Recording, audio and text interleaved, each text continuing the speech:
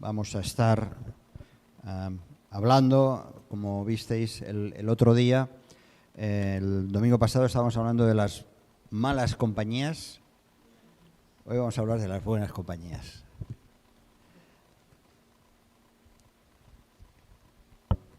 Las buenas compañías. Vamos a ver si esto funciona a la primera. Perfecto, esto va de fábula. Bien, las buenas compañías. No digo las buenas amistades, porque quizá el término amigo es más profundo, como veremos. Pero las buenas compañías normalmente hay que buscarlas. A veces están por ahí, es más fácil acceder a ellas, pero las buenas compañías a veces hay que buscarlas. Porque a diferencia de las malas compañías, que también se buscan, por cierto, que también se buscan las malas compañías, estas, las buenas compañías, agradan a Dios, y los que forman parte de estas sanas relaciones, pues son bendecidos. Así que vamos a pensar un poco en esto. Es cierto que hablaremos desde la perspectiva del ministerio, del servicio en el ámbito de la Iglesia. Pero hablar de las buenas compañías también incluye las relaciones no solamente en el ámbito del ministerio, sino en el ámbito de la Iglesia en general y los cristianos en general. Y aquí recordaremos la exhortación de Pablo que sobre aquel pasaje que ya lo mencionamos hace un tiempo, al estudiar 2 Corintios, cuando decía: no os unáis en yugo desigual con los incrédulos, porque ¿qué compañerismo tiene la justicia con la injusticia? ¿Verdad? ¿Y qué comunión la luz con las tinieblas? Y decíamos entonces, cuando estábamos meditando en este capítulo de Corintios, decíamos que la exhortación va más allá del matrimonio. Muchas veces este texto lo usamos para justificar o ayudar a personas que quieren establecer una relación de noviazgo o de matrimonio con una persona que no es creyente. Decimos: cuidado, mira lo que dice la Escritura, no os unáis en yugo desigual. Bien, está bien, pero esto va más allá del matrimonio. Tiene que ver con nuestras relaciones con según qué personas. Justamente las malas compañías reflejan esta terrible contradicción. Como dice el versículo, la contradicción es que no pueden caminar juntas la luz y las tinieblas. Esta es la verdad.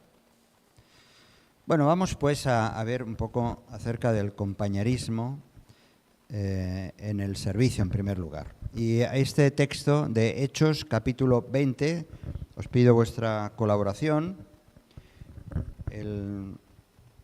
La carta de los Hechos, la carta de los Hechos de los Apóstoles, capítulo 20. Y ahora cuando lo leamos voy a pedir un versículo cada uno, porque solamente son 6 versículos. Después de leer este versículo, a ver qué impresión os da. No es un pasaje doctrinal, no es nada complejo ni complicado, pero a ver qué opináis. Un versículo cada uno, ¿vale? Son 6 versículos solamente. ¿Lo tenéis? Un momentito. ¿Lo tenéis ya? A ver, un momento. Sí, ya. Puedes leer, por favor.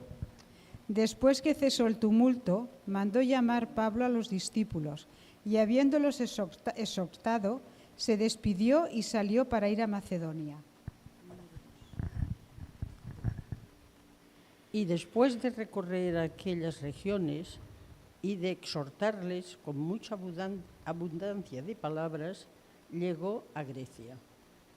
Versículo 3. Después de haber estado allí 3 meses y siguiéndole puestas acechanzas por los judíos para cuanto se embarcase para Siria, tomó la decisión de volver por Macedonia. Versículo Y 4. le acompañaron hasta Asia Sópater de Berea, Aristarco y Segundo de Tesalónica, Gallo de Derbe y Timoteo, y de Asia Tíquico y Trofimo. Vaya nombres, ¿eh? Versículo 5. Estos fueron delante y nos esperaron en Troas. Y el versículo 6. Y nosotros, pasados los días de los panes sin levadura, navegamos de Filipos y en 5 días nos reunimos con ellos en Troas, donde nos quedamos 7 días. Muy bien, hasta aquí, hasta aquí. ¿Qué veis? ¿Qué os llama la atención de estos versículos que yo digo no tienen, parece, ningún contenido especial? ¿Qué os llama la atención? Que viajaban mucho. ¿Quién? Pablo. Muy bien. ¿Qué más os llama la atención? Habían unos nombres, unos personajes que aparecen por ahí. ¿Qué más? Vale, habían exhortaciones, ánimos, palabras de ánimo, de la palabra también. ¿Qué más? ¿Los? Sí. Sí, los judíos atentaban contra este grupo de locos que eran esos misioneros. ¿Qué más? Venga.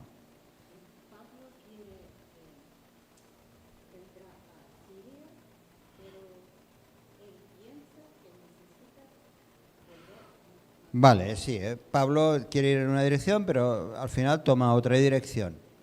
Bien. Las personas, porque fijaos que en unos sitios están unos días, en otros días están juntos unos meses, otros días dice 7 días, hay una convivencia y esto es un detalle un poco curioso. No tenemos ninguna duda de que el ministerio de Pablo, como muy bien, fue extraordinario, ¿verdad? Viajando de un lado para otro, pero a veces, déjame, no me interrumpas, por favor, a veces tenemos la impresión de que Pablo viajaba solo, y la verdad es que nunca viajaba solo. Siempre estaba rodeado de compañeros del equipo misionero, unas veces eran unos, como veis, de incluso diferentes ciudades, ¿verdad? Y el ministerio de Pablo fue posible gracias a que convivía con otros. No fue solamente su ministerio, aunque él era Pablo, nada menos, ¿no? A lo largo de las epístolas vemos o vamos descubriendo nombres de otros discípulos, como estos nombres tan raros para nosotros, con los que había trabajado en esos viajes misioneros. Su relación con ellos fue muy estrecha. Fue muy estrecha, pero al final de su ministerio él se queja un poco de que fulanito, menganito le han abandonado, ¿no? Porque él estaba acostumbrado a convivir con otros cristianos, con otros hombres y mujeres también, llevando el Evangelio juntos. Pero en este pasaje no solo leemos nombres de algunos de sus acompañantes, de los que no sabemos nada, algunos no sabemos nada, algún nombre que sale aquí sí, como Timoteo, ¿no? Pero de otros no tenemos ni idea de sus vidas. Pero lo que sí vemos es la estrecha relación que Pablo sostenía con todos los que participaban en la obra misionera. Habían exhortaciones, en mi versión de Reina Valera dice que se abrazaban, abrazos, o sea, esa intimidad con esas personas, habían ánimos, pasaban tiempo juntos en una ciudad y lo hacían con la misión de compartir el Evangelio. Y eso ya nos da una pista. La Iglesia es una comunidad de hombres y mujeres que nos juntamos no por tener las mismas aficiones. Juan tiene la afición de meterse en el mar y yo no me atrevo ni a cruzar 3 metros ahí en el agua, ¿no? Cada uno tenemos nuestras aficiones, pero en la iglesia no es una comunidad de gente que, porque tenemos los mismos gustos, los mismos caracteres, ¿verdad que no? Para nada. Lo único que tenemos en común es el Señor y su obra. Tenemos en común algo, vamos, incomparable, pero no por eso significa que no tengamos que cuidar nuestras relaciones, nuestras buenas compañías, que son muy diversas. Con unos quizá nos será más fácil entablar relación, ¿verdad? No creo que todos, aquí y hay otros que hoy no están con nosotros, con unos te sentirás más próximo por el tipo de conversación, por la edad, por afinidades, por algunas, pero en general todos juntos hemos de establecer esas buenas amistades o buenas compañías. Y sin dejar todos de ser precisamente miembros de un mismo cuerpo. El cuerpo de Cristo, que tanto repite Pablo, 1 Corintios 12:12, por favor, ¿quién lo lee? ¿Lo lees tú, Alina, que tienes inmediato el micrófono? Está ahí. 1 Corintios 12:12 nos recuerda Pablo eso que sabemos muy bien. Porque así como el cuerpo es uno y tiene muchos miembros, pero todos los miembros del cuerpo, siendo muchos, son un solo cuerpo, así también Cristo. Siendo muchos, somos un solo cuerpo. Y eso nos da una idea de pertenencia mutua. Pertenecemos a un solo cuerpo. Por eso nos sentimos tan bien si vamos a otro lugar, a otra iglesia, a visitar, o como pasa con nuestros queridos hermanos, que os sentís parte de esta comunidad y cuando regreséis a vuestros hogares, que espero que pase mucho tiempo, pues allí os reuniréis con otra iglesia y todos somos cuerpo de Cristo. Y sin embargo, somos miembros independientes. Pero un cuerpo que tiene muchos miembros, por muchos miembros que tenga, no podemos ser insensibles de los unos a de los otros. Hemos de tener el radar bien puesto. Y 1 Corintios también 12:26 nos recuerda todo el capítulo 12 de 1 Corintios 12, pero solamente es por mencionar. 12:26, ¿lees, por favor? Sí. Per això, quan un membre pateix, tots els membres pateixen amb ell. Quan un membre és honorat, tots els membres s'alegren amb ell. Así es, ¿verdad? O así debe ser. Aun siendo un cuerpo formado por muchos miembros, cuando uno de los miembros tiene un problema, una situación, los demás lo sentimos. Uno no puede ser simplemente un espectador en la iglesia. Es un poco sorprendente a veces observar la poca implicación, o mejor dicho, la poca preocupación que existe en miembros que no interactúan unos con otros. Eso es preocupante. Cuando uno no para nada se interesa por las situaciones o por las necesidades o simplemente la amabilidad, mostrar amabilidad hacia el otro. Las razones pueden ser múltiples, puede ser que uno tenga el carácter muy tímido o que a lo mejor le cuesta relacionarse, pero las buenas compañías, que es lo que estamos hablando, en el ámbito de la iglesia, las buenas compañías se trabajan a base de relaciones. Sin relacionarnos, no podemos trabajar esas buenas compañías que nos provee precisamente la iglesia. ¿Qué dice lo encontramos muchos textos, ¿no? Orad unos por otros, gozaos unos con otros, llorad unos por otros, consolaos unos a otros. Hay muchas exhortaciones de la palabra que nos hablan de esta interacción. Y eso, por decirlo de alguna manera, es un caldo de cultivo para que hayan buenas compañías, para establecer buenas compañías. Nos llama la atención que hay dos palabras que destacan especialmente en las epístolas. Y nos llama la atención por esos dos usos que son habituales. Una palabra es hermanos y otra es santos. La palabra hermanos, ¿tú estás acostumbrado a decirle hermano, hermana? ¿Algunos? ¿Sí?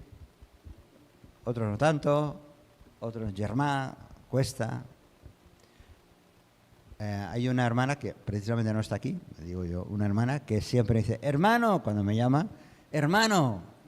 Y me siento bien, yo me siento bien porque soy su hermano, ¿no? La palabra hermanos nos habla precisamente de una conexión espiritual entre aquellos que compartimos una misma fe, porque formamos parte de una misma familia y son vínculos fraternales, de hermandad y de expresión de amor fraternal. Decía, por ejemplo, solamente lo cito, no hace falta que lo busquéis. Por ejemplo, en Hechos, capítulo 21, versículo 17, dice: cuando llegamos a Jerusalén, los hermanos nos recibieron con gozo. Escribe Pablo. Mejor dicho, escribe Lucas, el autor de Hechos. Los hermanos nos recibieron con gozo, porque era lo normal, lo habitual. Va más allá de pertenecer a una raza, va más allá de pertenecer a un clan o a una tribu, como ocurría entre los mismos judíos. El concepto de hermano, anteriormente digamos, al Nuevo Testamento, por decirlo así, pues tenía ese sentimiento de que somos hermanos de una misma, no raza, porque eso ya suena un poco vetusto, pero sí pertenecían a un mismo pueblo y son hermanos de un mismo pueblo. Pero en las Escrituras encontramos un significado, en el Nuevo Testamento, un significado mucho mayor. Por ejemplo, leemos, Juan, por favor, puedes leer en Santiago, capítulo 2, versículos del 14 al 16. Vemos que, hermanos, va mucho más allá, esta palabra va mucho más allá de simplemente un concepto. Tiene que ver con las acciones, con obras. Santiago o Jacob, capítulo 2, versículos del 14 al 16. Hermanos míos, ¿de qué aprovecha si alguno dice que tiene fe y no tiene obra? ¿Podrá la fe salvarle?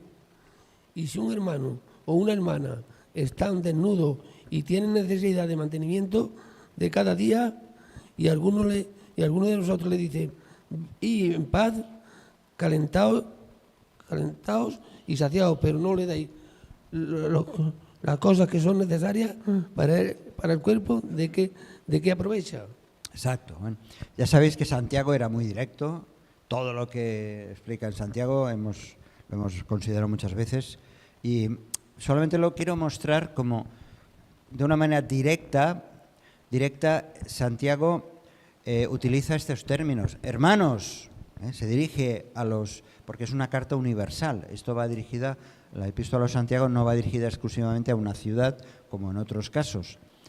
Y se dirige: hermanos míos, sentido de pertenencia, hermanos míos.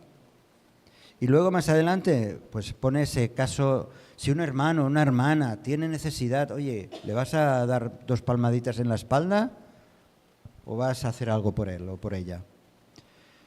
Es decir, esta palabra hermanos tiene más sentido y significado de lo que muchas veces nos pensamos o a veces hasta quizás a lo mejor nos moleste que alguien nos diga hermano.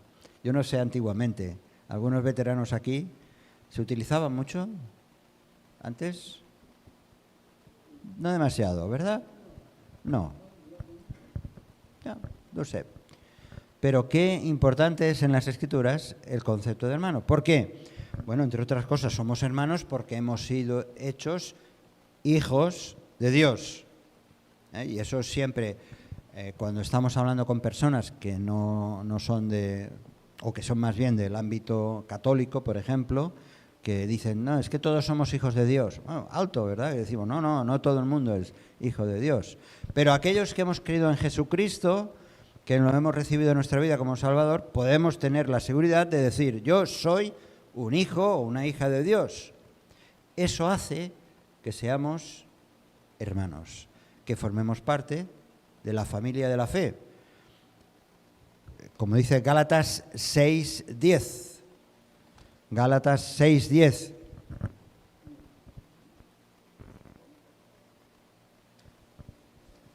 Gálatas 6:10, ¿por dónde está el micro?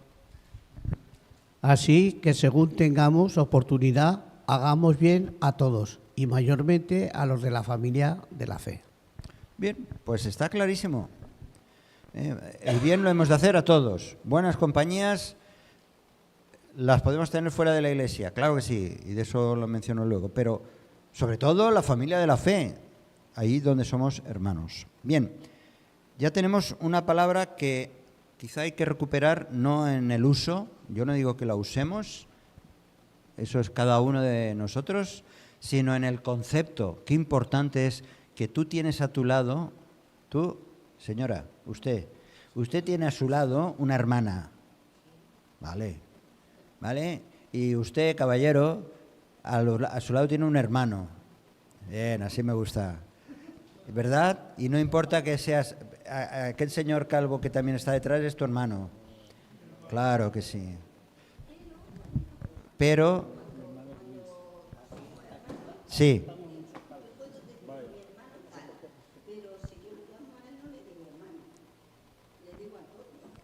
¿Pero te refieres a tu hermano carnal?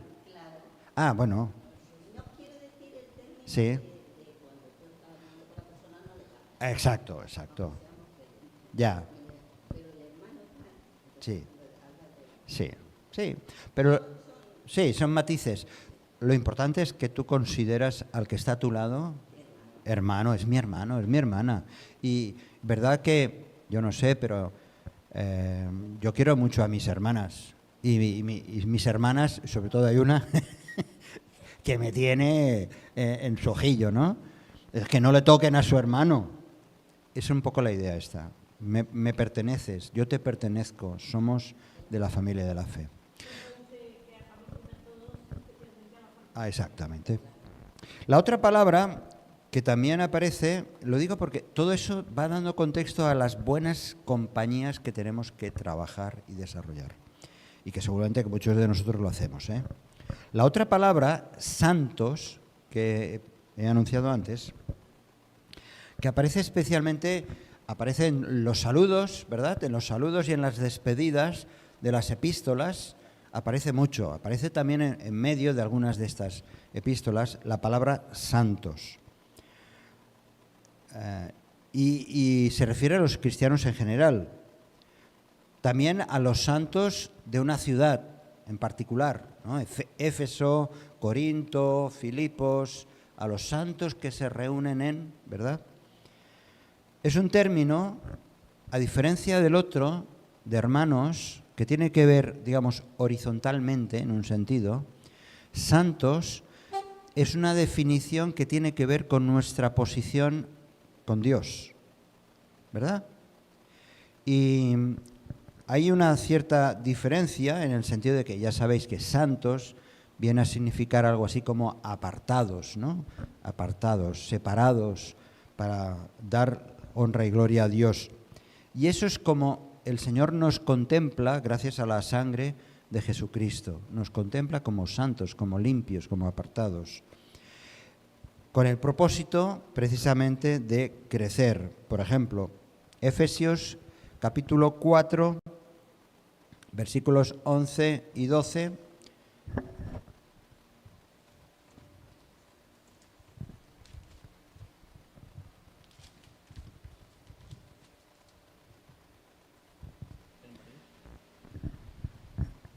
Efesios 4, versículos 11 y 12.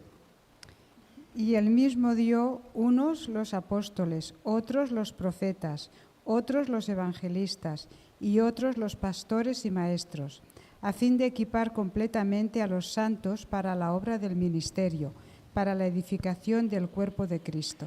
El propósito, Dios ha repartido todos esos dones y otros a fin de perfeccionar o de equipar a los santos, a los creyentes, para tener ese propósito, edificar el cuerpo de Cristo, del cual formamos parte todos.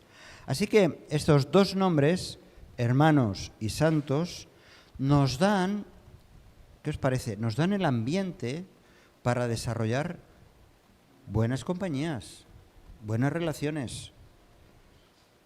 ¿Significa esto que no podemos tener buenas compañías con personas que no son creyentes? No. Hemos de también, sabiendo que hay esas distancias que muchas veces no podremos, mejor dicho, que hay unas distancias espirituales muy grandes, pero eso no impide que tengamos buenas amistades o relaciones con otras personas. No como ocurre, me estaba explicando una persona el domingo, su experiencia personal en una confesión o en una secta, como que fuera de esa secta no pueden hablar con aquellos que no pertenezcan a la secta, ¿no? No es así. Hemos de establecer relaciones con todo el mundo. De ahí viene la exhortación de la palabra del Señor en Hebreos, cuando dice que no dejéis de congregaros como algunos tienen por costumbre, porque precisamente el congregarnos nos ayuda a trabajar y a desarrollar esas relaciones, aparte de que es momentos de adorar juntos al Señor, de predicar el Evangelio y todo eso, pero el hecho de congregarnos, de reunirnos, contribuye a que desarrollemos nuestras relaciones. La prueba está que continuamente a la hora de empezar el culto se hace difícil porque empezamos a saludarnos o cuando acaba el culto tenemos que empujar a algunos a que se marchen porque tienen ganas de hablar y eso es precioso, eso es muy bonito. Así que además de ser la voluntad expresa del Señor, el que establezcamos buenas relaciones entre nosotros, eso aporta una serie de beneficios. Voy a mencionar un par de ellos para que sigamos pensando en la importancia que es trabajar las buenas compañías en el ámbito de la Iglesia. Uno de los beneficios es recibir y dar apoyo emocional y espiritual. El libro de Eclesiastés, lleno de profundas reflexiones sobre la vida, nos dice este pasaje que es muy importante. ¿Quién lo tiene por aquí? Eclesiastés capítulo 4, versículos 9 y 10. Sí, pero espera, un momentito. Con micro, quien lo tenga. ¿Cómo se nota que estás mejor, te encuentras mejor? Ya, gracias a Dios ya, Muy bien. ya he roto. Me alegro. Bueno. Espero que no. Mejor son dos que uno, porque tienen mejor paga de su trabajo. Porque si cayeren, el uno lo levantará a su compañero. Pero hay del solo, que cuando cayere no habrá segundo que lo levante. Así es. Conocíais este versículo, ¿verdad? ¿Algunos de vosotros? Mejor son dos que uno. Y dice, mejor paga de su trabajo. Yo no sé si en otra versión dice otra cosa diferente. Mejor paga de su trabajo. Esto no solo nos habla de la eficiencia de poder estar dos haciendo una misma acción, sino también de la gratificación. Es gratificante que más de uno, más que estar solo, puedas estar compartiendo, sea un tiempo, sea un trabajo, sea un ministerio, sea una relación con otra persona. Como amigos hemos de brindarnos apoyo y emoción y apoyo emocional y apoyo espiritual en momentos de dificultad. Cuanto más los hermanos de la fe. Necesitamos apoyo los unos a los otros. Las buenas compañías son como la red de seguridad que tienen los trapecistas, ¿verdad? Aquel que está en el trapecio y ponen debajo una red. Las buenas relaciones es como una red que cuando vienen los problemas tú puedes acudir a ese hermano, a esa hermana, que hay confianza, que tiene que haber esa confianza, también esa privacidad, esa intimidad, y puedes recibir ese apoyo y darlo también, ¿verdad? Lo primero, ¿qué podemos hacer para tener ese apoyo? Lo primero de todo, admitir que no podemos ser autosuficientes. Si tú piensas que no, yo no necesito de nadie más, malamente. O sea, no puede ser. No podemos creernos autosuficientes y necesitamos cultivar relaciones que sean significativas, que de verdad tengan valor, que sean de valor, para que esas buenas compañías puedan desarrollarse. Y esto implica, yo diría, una acción activa. Buscar activamente hermanos, hermanas, con más experiencia. A ver a quién te diriges, vale, a todo el mundo, pero para tener esos beneficios de apoyo emocional y espiritual, ¿a quién te vas a dirigir? Pues a aquellos hermanos o hermanas que tienen más experiencia en la fe, que son más maduros, más maduras, que además puedes participar en diferentes tipos de grupos de acción, de servicio, en las diaconías o en lo que sea. No quedarte aislado o aislada, sino todo lo contrario. Pero sobre todo, hemos de ser, si queremos establecer esa relación de amistad, ser honestos con nuestras propias luchas. ¿Quién de nosotros no tiene dificultades? ¿Quién de nosotros muchas veces se siente como en un túnel o se siente con un estado de ansiedad? Tenemos problemas todos. Y hemos de ser honestos con nosotros mismos, porque aquí no hay ningún Superman, ningún superhéroe, sino que todos nos sentimos muchas veces indefensos ante los problemas de la vida mismo, ¿no? Así que necesitamos reconocer esta situación para compartirlo con aquellos que tengamos confianza. Este es uno de los beneficios, apoyo emocional y espiritual. Otro de los beneficios de tener buenas compañías es adquirir esta sabiduría colectiva. Igual que en Eclesiastés, en el libro de Proverbios, hay muchos pasajes muy interesantes, el libro de Proverbios, donde hallamos sabios consejos que apuntan al apoyo mutuo.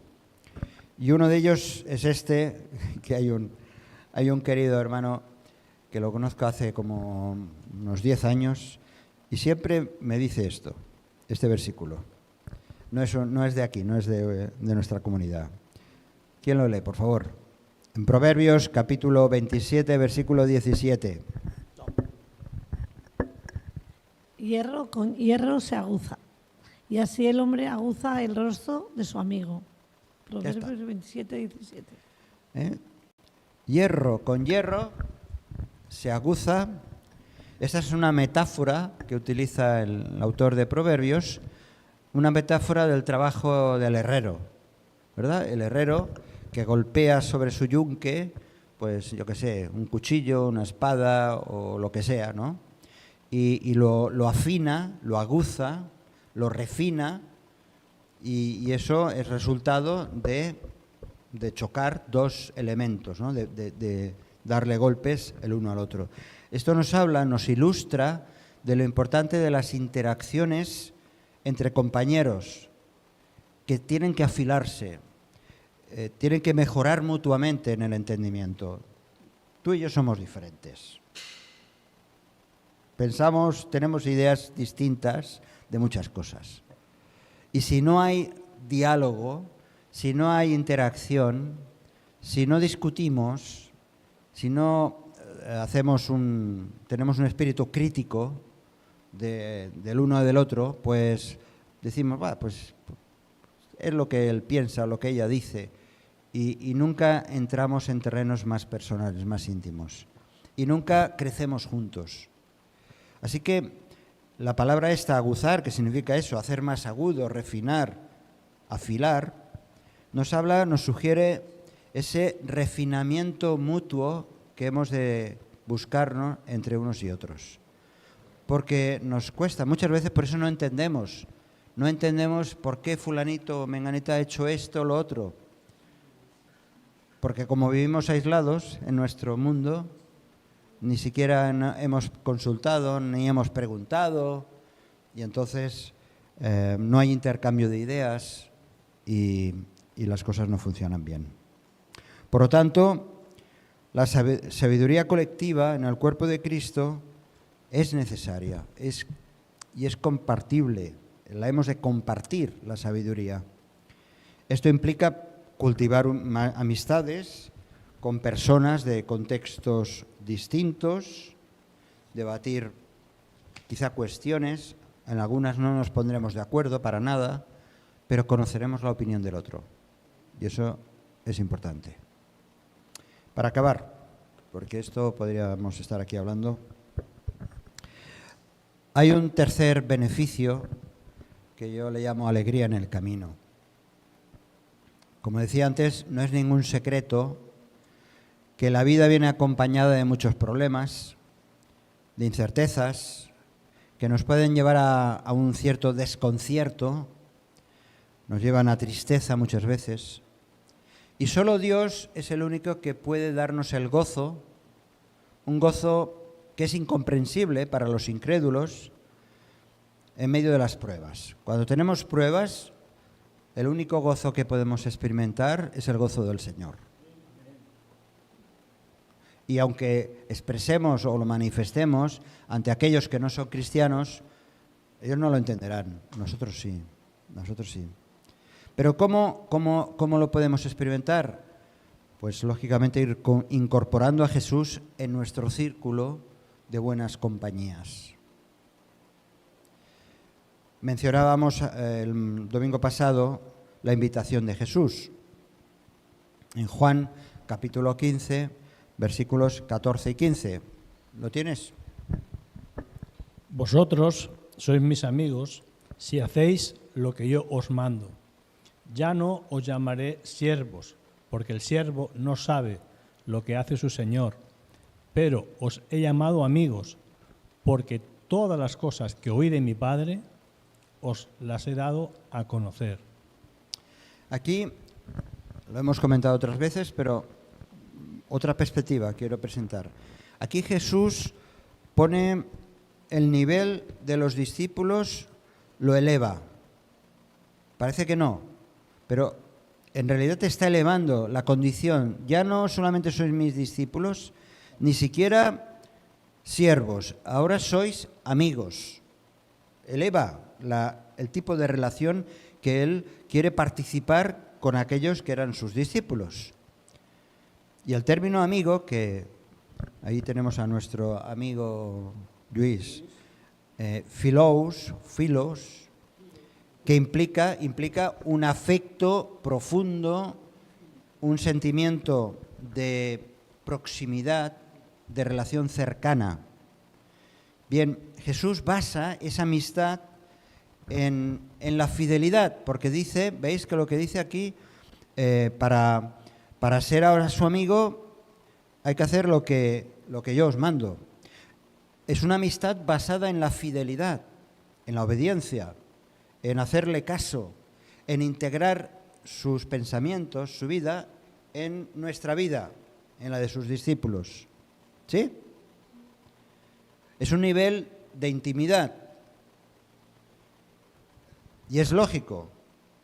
Es que con él no puede haber una contradicción.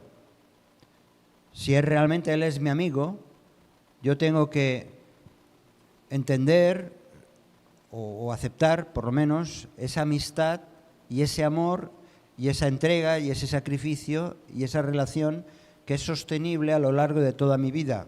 No solamente un momento, cuando doy mi paso de fe, sino a lo largo de toda mi vida de fe.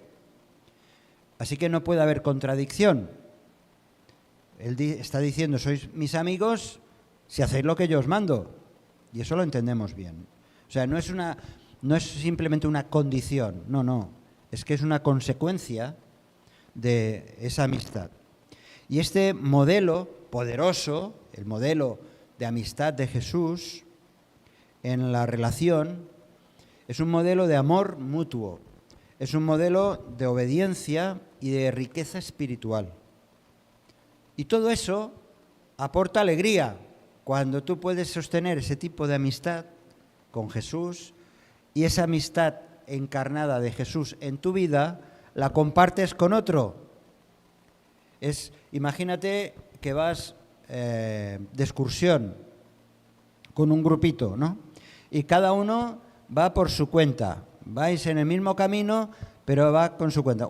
Hay unos que se quejan, otros que van contando sus historietas, otros están en un silencio profundo y van haciendo el mismo camino, ¿verdad? Pues vaya recorrido. No hay alegría en ese camino, ¿no? En ese grupo. Bueno, con la vida cristiana ocurre igual. Si aquellos que formamos parte de una comunidad vamos cada uno en el camino, en esa excursión, cada uno a su aire, no hay alegría, no hay gozo. Pero cuando Cristo está encarnado en nuestra vida, lo que queremos es que el que va caminando a mi lado tenga el mismo gozo que yo tengo.